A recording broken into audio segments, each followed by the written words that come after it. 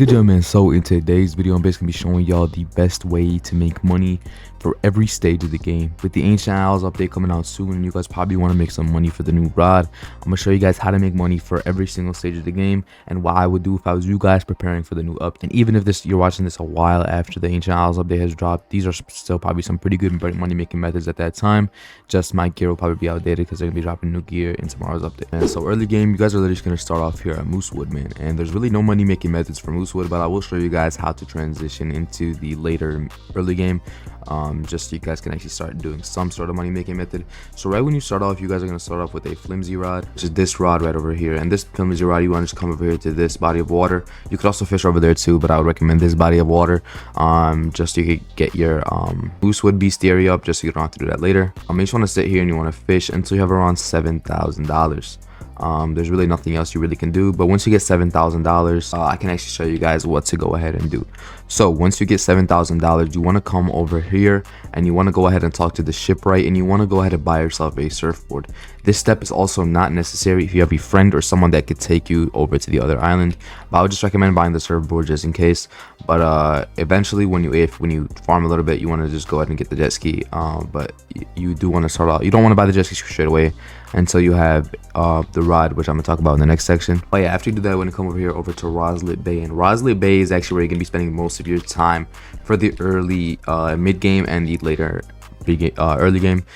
So yeah, you just want to come over here to Roset, and when you're over here at Roset, you want to come over here to this merchant, or sorry, not the merchant, you want to come over here over to this blacksmith, and you want to buy the steady rod. Do not buy the rapid rod, and I'll tell you guys why in just a sec. But you want to go ahead and buy the steady rod, right? Steady rod is going to cost you about 7k itself, and then the surfboard, if you want to do that optional step, it's going to run you about 12,000 total, because the surfboard is about, I think, about 5,000 if I'm correct. I'm going to come over here to this little body of water right over here, and you might see a lot of people fishing here. There's probably a little bit more of an advanced lobby, so you don't really see people fishing here. But you want to go ahead and grab your steady rod, and you want to just fish in here. Now the reason you want to fish in here is because you actually want to go ahead and aim to catch manta rays. Now manta rays, what they are actually sold for is insane, especially for early game.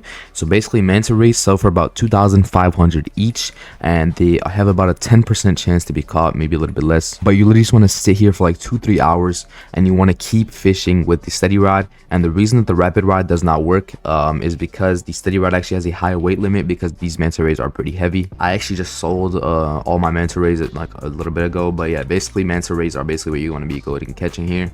And you could also place some crab cages down there if you wanted to. I'm not sure if you'll catch anything with it.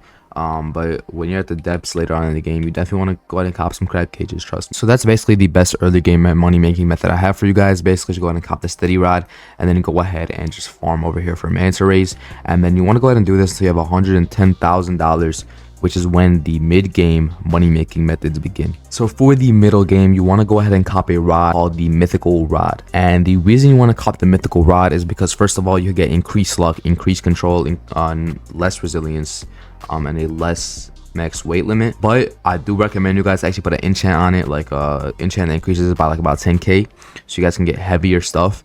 But if you don't want to and you want to actually make this like resilient or something, you could do that, because it has absolutely zero resilience. But it is faster to lure, has better luck, and most importantly, it has an insane buff, which for only 110k, this buff is absolutely insane, bro. So basically, it has I believe a 15% chance for every fish you catch to have the mythical buff on it. And this mythical buff, when it's on a fish, it actually makes it sell for 4.5 times what it originally sell for.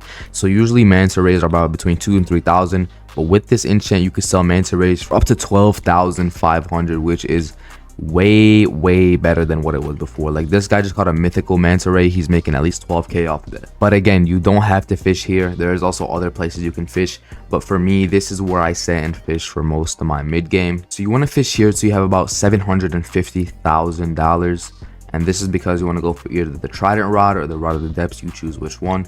If you want the rod of the depths, you might want to go up to like around 1 million, which should only take like a few hours of fishing if you are lucky. But yeah, it is going to take some time. There are other better places to fish, but for me, I just sat here and farm manta rays because they are the best bang for your buck.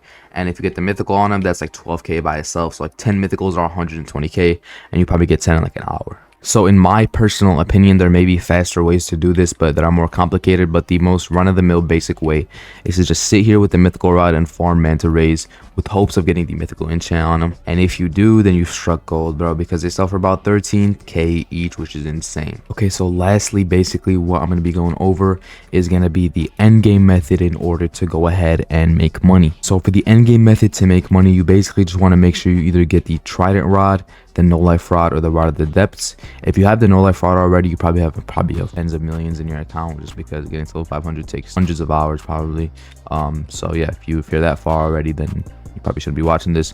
But if you just got the rod of the depths, or even you could even do this with a mythical rod, bro. I'm not gonna lie to you, this probably will still work with the mythical rod, but I'll just recommend either the trident rod or the rod of the depths for this. And by the time you're in the depths anyway, you probably should be going for the rod of the depths, or at least have the trident rod, because if you're here, bro, you might as well just go ahead and get the 2 relics and just go ahead and get this. You probably have the vertical bestiary already done, so yeah, it's probably just good to fish here. But yeah, that's besides the point. So basically what you're gonna want to do is you're gonna want to come over here to this little dock over here where these people are fishing, and you literally just want to pull out your fishing rod and just start fishing. It's literally that simple, bro. You just want to pull out your fishing rod and just get to fishing. Now the reason you want to do this is because of the insane things you could get from here, and it's actually like the average sale here is actually crazy, I'm not gonna lie.